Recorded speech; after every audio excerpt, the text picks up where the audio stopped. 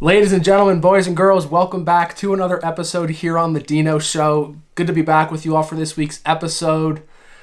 I gotta get an intro to my podcast. You know, like a lot of people, who already have massive platforms and podcasts, but like Joe Rogan podcast, check it out. The Joe Rogan Experience.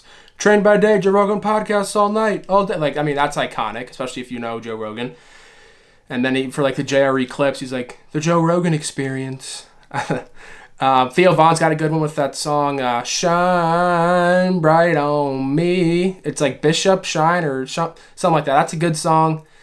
So over the next few days, I'm going to see what I can do and see what I can come up with. Maybe roll some clips together. Something, I don't know. And I also want to get my logo. I want a Deano Media logo, and then I also want a Deano Show logo. I have logo for the for Deano Media, but I like it, but it could be better. I think it could be better. It was something I found online that's not trademarked, so I could definitely use it.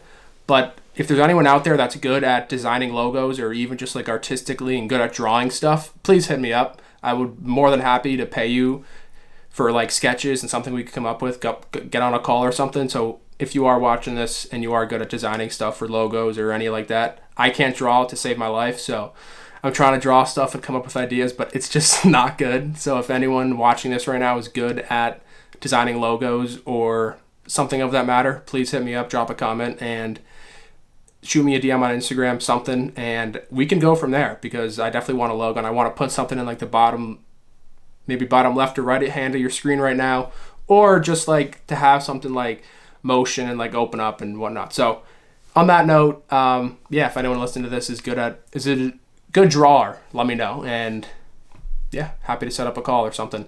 But first and foremost, what a week. Both the USA men's and women's taking home gold, beating Canada at their number one sport. Whew! That was the craziest hockey game I've ever watched. I've been playing hockey since I was 2 years old. I've played a lot of games. I've watched many games. That was the most intense game I've ever watched. From the second the puck dropped in the first period to Jack Hughes' goal in overtime, I was on the edge of my seat and just like nervous for every single thing that was going on during that game, watching that game. It was incredible. It was totally out of this world, that game. And by far, easily, you can make the argument that Canada should have won that game 4-1, 5-1, 6-1. The amount of chances they had, the McKinnon wide open net, you bet your ass he's going to be remembering that moment for the rest of his life. McDavid had a breakaway in the first. Celebrini had a breakaway in the third. Like, there were so many chances. Even the Hellebuck save on Taze, the paddle. That reminded me of 2018 when my Capitals beat Vegas, when Holtby had that save on Alex Tuck. Like, what a paddle save. 99 times out of 100, that goal is going in. But the one time, didn't go in. And, that's the beauty about sports. And a little bit like I talked about in last week's episode. But on paper, looking at both rosters top to bottom, you would make the argument that Canadian lineup is better than the USA, rightfully so. That Canadian lineup is arguably the best Canadian lineup there's ever been. Just the talent is off the charts. And on paper, they should have won that game. But the beauty of sports and the beauty of why Miracle on Ice was so special is because no matter what the paper says and what the lines say or whatever it says, at the end of the day, you have to go out and play. You have to play the game to determine who wins. And that's what makes sports upsets so amazing. That's what makes March Madness so great, is because you have a 16 seed versus a number one seed who 99 out of 100 times they're going to win. But the one time they play, they lose. And not that this game was such a miracle level type upset, but USA was definitely, USA definitely weren't the favorites. And it doesn't matter. At the end of the day, they played better, they got better bounces, and they figured out a way to score. And the second it went into overtime, and like I said in last week's episodes, I hate 3-on-3 overtime. Especially at a stage that big, you have a 60-minute war, and then you're going to go into 3-on-3. And the goals happen within the first 5 minutes, or they usually tend to happen within the first 5 minutes. And perfect example, like Hughes scored within the first couple minutes of overtime.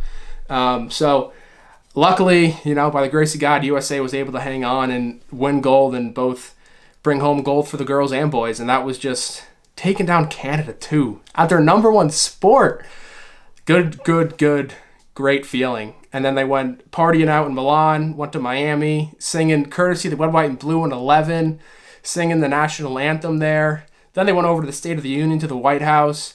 I mean, what a couple days for all those players, and truly, truly inspiring, bringing our country together, even though everyone finds a way in the media nowadays to twist it and find something negative out of the positive. But that's the world we live in nowadays, unfortunately. But yeah, congrats to both the boys and the girls, and bringing home gold. What a special week. I'll definitely remember watching both those games for sure. I mean, when they scored, immediately hands in the air, we're jumping up. It was just, what a moment. What a moment. I'll remember that for the rest of my week. That was the rest of my week. I'll remember that for the rest of my life, easily.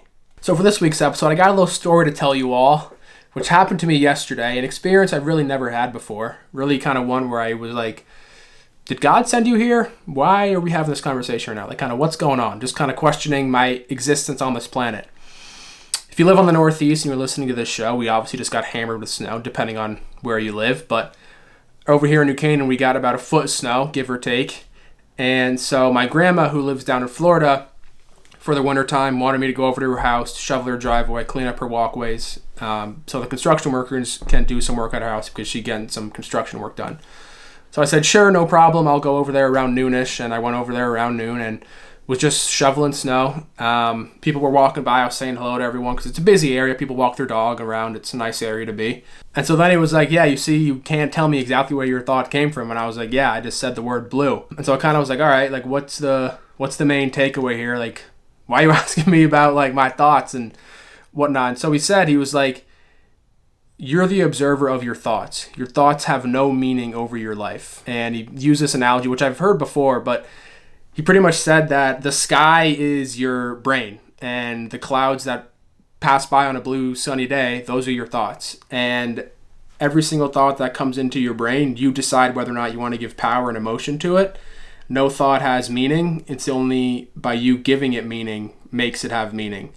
So the idea that I'm going to go kill someone doesn't have any meaning unless you actually go do that. The idea that I'm going to go to the gym in 6 hours from now, and I go to the gym in 6 hours from that point, that thought has meaning because I did what I was going to say. You know, like, as someone who has dealt with understanding intrusive thoughts, understanding what thoughts to give power to, what thoughts I should, think about and actually think deeper about, this was really, like, confusing. And I kind of knew the premise of this conversation, but really just the idea that this guy came out of nowhere and asked me about my thoughts and trying to explain the thoughts to me one-on-one was really just like wild and totally out of the ordinary. And so kind of the moral of, this episode, because there were two more after this one, but he said, be where your feet are and just live in the present moment and don't worry about anything else going on inside your brain, because things are just going to appear. Things are just going to, like he said, things are just going to appear like blue just appeared in my brain. The same way that I'm not going to make it, I can't be successful, I feel like giving up. Those are all just thoughts. And you choose whether or not you want to listen to them, the same way that you choose you want to act on them. Like, there's no thought has any meaning. It's the meaning you give itself that creates meaning for it, if that makes sense. So that was the first kind of episode of our interaction. Pretty much just the idea that you are the observer of your own thoughts, and at the end of the day, you choose what thought you want to give it power to and give attention to and think deeper about. And so then at this point, I was still a little shocked as to where he came from, especially because that first conversation was something I dealt with in dealing with intrusive thoughts and controlling your own thoughts and whatnot. So I was a little caught off guard, wow, this is pretty special that this random dude is just talking to me about thoughts and controlling your thoughts. So I kind of told him a little bit more about who I am. He started asking me if I have a job, all that type of stuff. And we just started getting a little more deeper and getting to know each other a little bit more. And I said, yeah, what other advice do you got for me? Or what other advice do you think would benefit me as a 22-year-old, trying to find his way in this world? And he said, the best thing you can do for yourself when you're young, or even a lifelong skill that will get you so far in life, is show up with a positive attitude, smile, and be happy, and control what you can control. And I think for me, and I think for all of us, all you guys listening to this, that's the best thing you can do for yourself, do for your life. And that's all you really can do, is just show up with a positive attitude and a positive mindset that things are going to work out for you, because they do. And whatever you're going through, whatever you're struggling with, or even if things are really good, continue to show up with a positive attitude day in and day out. Because there's so many people, believe it or not, who find that so hard to do, when in reality it changes your whole perspective on life. It's totally a mindset thing. Like, we're already alive on this planet. We're already lucky. You already have a chance. So you might as well show up day in and day out with a positive attitude that lifts other people up. And most importantly, control what you can control. I've spent so much time trying to control external outcomes that are out of my control, and it serves you no purpose whatsoever. It only makes things 10 times harder for you. And if you can learn to live in the moment, be present where you are, which is like what we talked about of, don't worry about where your thoughts are circling right now. Your thoughts are just going to appear. The word blue is just going to come out. Don't worry about why it came and where it came from. It just came out of nowhere. Your brain just came up with it. It doesn't have any meaning. Be exactly where you are. And if you can show up every day and give 110% at whatever it is, if you're a painter, if you're a lawyer, if you're a 22-year-old kid trying to get his life together, if you're already working at a banking firm, whatever it is, if you can just show up every day, smile, and make people happy with a good attitude, you're going to attract a lot of good people in your life, and you're going to be living a very happy life. And I thought we were kind of talking about showing up every day and being positive and whatnot. He was, I think I asked him eventually how old he was. He was mid-50s. He's a professional, well, not a professional, but he trains dogs for a living. He didn't go to college. He was a tile layer for about 8 years. He told me he worked with billionaire families and raised their dogs, and so he was all over the place, but he was a very down-to-earth guy, and he said the most valuable thing I ever did for myself was show up when I didn't want to and showed up with a positive attitude and positive mindset, because that got me so much farther than the person who has all the talent, has everything, but no one wants to be around him because he doesn't have that positive attitude. He doesn't want to work with other people. He doesn't want to lift other people up. And it just goes without saying that being positive and being someone who lifts other people up does you so well and can get you so far in this life. So this whole conversation that I had with this man, his name was Bob, really just kind of took me for a total loophole, really.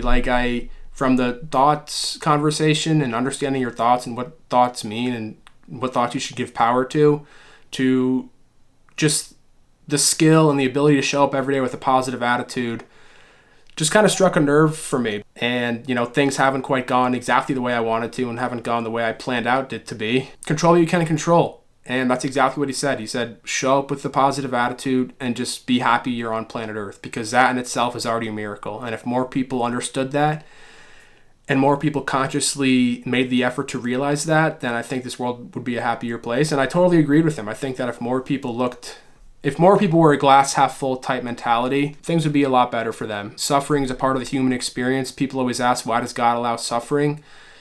Good question. I don't know. I think at least for me, I've adopted the mindset that if you're put on this planet, you're going to suffer. And that's just a part of being a human. That's a tax. 1 in 400 trillion chances of you being born. And you really think you're not going to suffer? Come on. That's a tax on getting the chance to experience the human life. Yeah, this conversation I'll definitely remember for a long time. Just really, really cool. I was just shoveling my grandma's driveway. I didn't really think anything of it. And this friendly gentleman asked if I could have a conversation with him, and I ended up talking to him for 45 minutes about life advice. And, like I said, I gave him a little background of who I am, what aspirations I have, and what I see myself doing. And I asked him, I said, I've barely known you. I started talking to you about 20 minutes ago. You know a little bit about me. I try to lift people up. I have my own podcast. I try to, make people entertained with this, and I try to give people something to smile about. I want to create documentaries. I want to travel the world. I want to create a team, do all that stuff. And so I straight up just asked him, I said, do you think I have something worth pursuing here? And he said, absolutely. I think you have a good character.